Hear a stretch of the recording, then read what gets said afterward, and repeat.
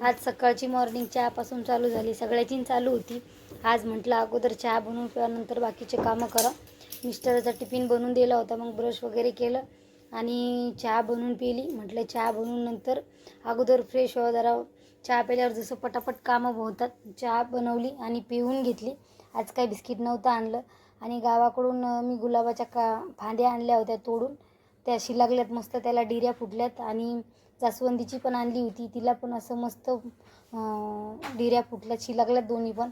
आता फक्त माती भरपूर पाहिजे आणि कुंडी चेंज करायची. म्हटलं तुमच्याबरोबर शेअर करावं. आज आता स्कूलची बस आली होती आणि स्कूलची बस चालू झाली आणि पॅरेंटची गर्दी बघा, मुलं दिसतसुद्धा नव्हते. गेले, मुलाला घेऊन आले पटापट. भरपूर लेट झालं होतं आज बसला घेऊन यायला.